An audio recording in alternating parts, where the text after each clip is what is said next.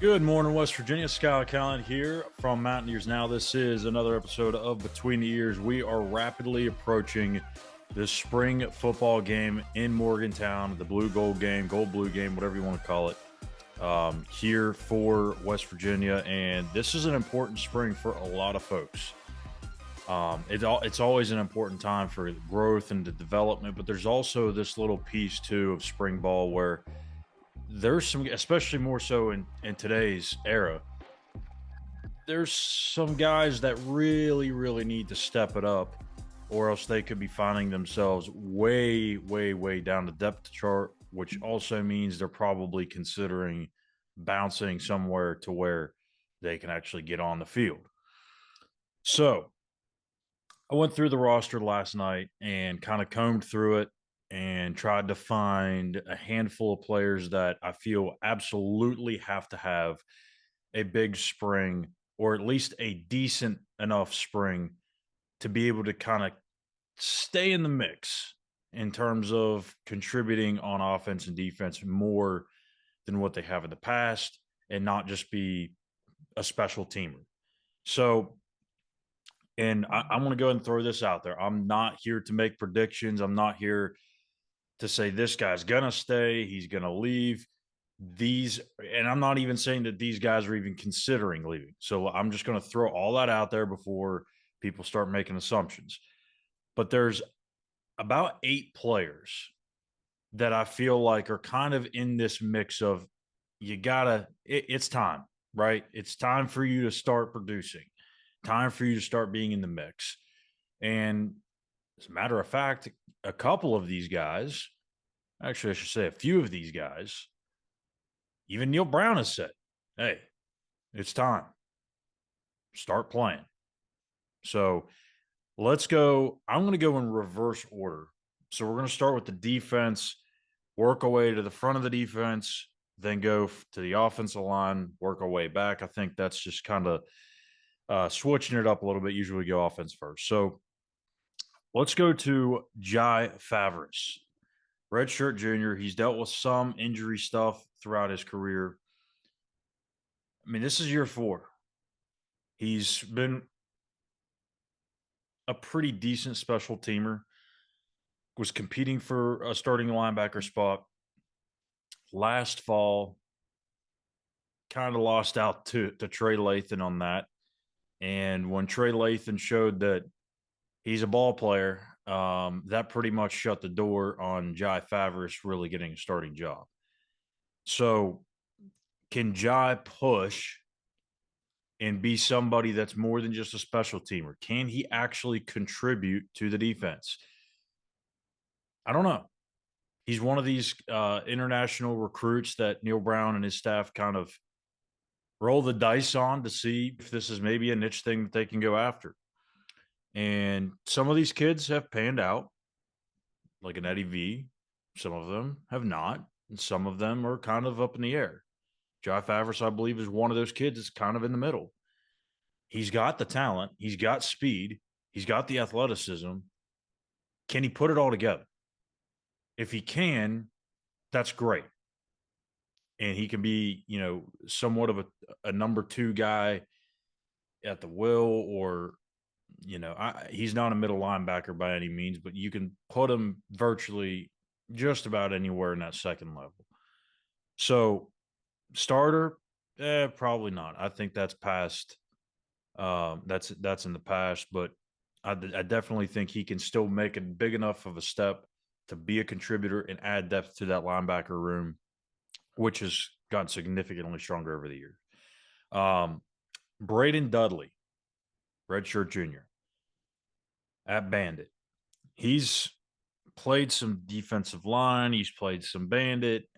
I don't really know. I mean, I think he fits much better at Bandit, his prototype, with the height, the weight, the strength, the speed. But the problem is you have Tyron Bradley. The problem is you also have Ty French. Those 2 guys are going to be on the field a whole hell of a lot. So I don't really know where Braden Dudley fits in. You also have to take into account that Obina Onwuka is not your ordinary freshman. This guy is going to play. I don't know how early, I don't know how much, but he's going to play. And they are extremely high on what Obi can do, and it's no secret as to why. I mean, this kid's going to be something special for years to come, I believe. So, how does Braden Dudley fit into the mix? Don't know. Flipping over to the offensive line, there's really two guys, and Neil has mentioned these two by name before. So I feel a little bit more comfortable with throwing their names out here, and that's Mo Hamilton and Sully Weedman. And with Tomas Remack being out this spring, this is massive opportunity here for both of these guys. They can play the guard spots, and you got to think that if you can just get one of these two guys to just kind of emerge a little bit and give you that security blanket that if Tomas were to go down or if Jaquay Hubbard were to go down, that you can have that comfort in knowing that one of these two guys has made that step. I don't know that either have made that step or not. I mean, obviously, we're not getting to see a whole lot as media at practice. The spring game is one day of opportunity that we'll actually see, but I mean, how much can you really take from that?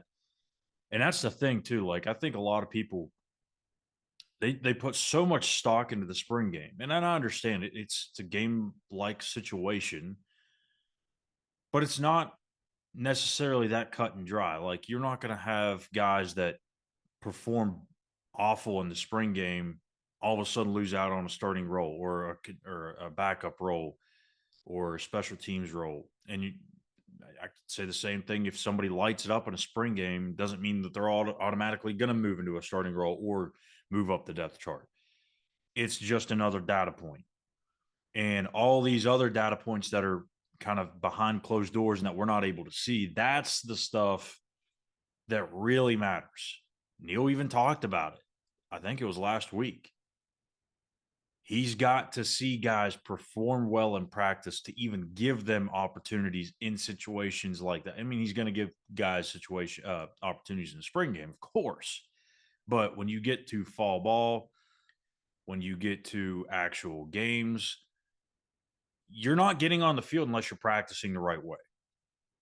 So, Sully Weedman, Mo Hamilton, this is their time.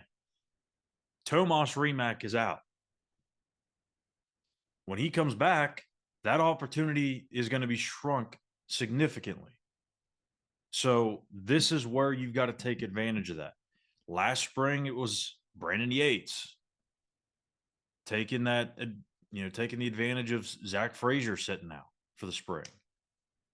So if just one of those two capitalizes, that's massive for Matt Moore, because you really, really, really need to have. He would probably say 9 or 10.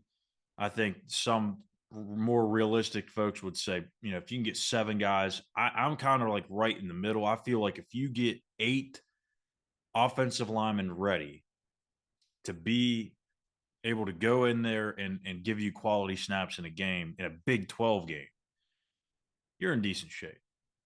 But you got to have 8. And one of these two has to be a part of that 8, because you've got the 5 starters or the 4 starters, the 2 battling at right tackle. So it gives you 6. You feel like probably Johnny Williams would be number 7. One of these two has to be ready.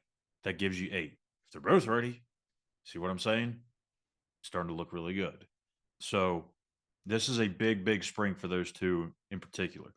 Tight end room, there's 2 guys, one of which Neil did talk about, Will Dixon, the other Victor Wickstrom. They are on 2 completely different trajectories, in my opinion. 2 guys that I think the expectations are much, much different. Again, Victor's one of these guys that they were taking a chance on. They wanted to see what some of these international recruits could do. He just hasn't made that leap yet. And I think there's been, earlier in his career there was kind of a big transition to learning, the American way of football and understanding the lingo and all that stuff, understanding technique. There's a lot that goes into it. When these kids overseas they play, they're getting the basics, but some of these basics are not necessarily the most fundamental. So Victor's had some battles to just get to that point. I don't know that he will ever be more than a special teams player. And if I'm not trying to hold, or put a ceiling on him, but if he's not likely to see the field on offense in the next 2 years, I think it would make sense for him personally to go see what's out there and see what other opportunities there are to where he can get on the field. So who knows? Where is he at this spring? I mean, we haven't really heard anything about him. So, I mean, who knows? But to be fair, no one's really asked about it either. So, Will Dixon, on the other hand, he's a guy that, he enrolled early, maybe even a year early, if memory serves me right. And they thought maybe even last year that he could be up to game speed. So this is a huge, huge spring for him because it's not to say that they're going to quit on him. I mean, tight ends and offensive linemen. I mean, it kind of goes hand in hand because you need development years with those guys, and sometimes it just takes longer. I mean, with Sully and Mo, it's not to say they're going to give up on those guys, but I mean, sometimes those guys just need 4 years.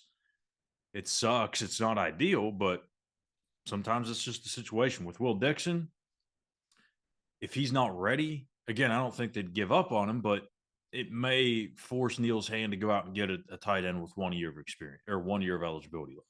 I think they're kind of looking at that already, but we'll see. Wide receiver, Jarrell Williams is the only one I got here, redshirt sophomore. We have heard really good things about Jarrell this spring so far. I don't know what that means in terms of playing time and what those opportunities are going to look like. He's versatile. He can play inside. He can play outside. I think it would really benefit him if he could kind of take a step and be a slot receiver, or make a step at that slot spot because he's a bigger guy, can handle some of the contact and the pressure that he's going to see in the middle of the field. But it'd be interesting to see how Jarrell performs in the spring game. Again, it's not make or break, but I'd like to see what he does in a game setting here now in year 3. And then obviously, the most obvious of obvious, right? Jalen Anderson.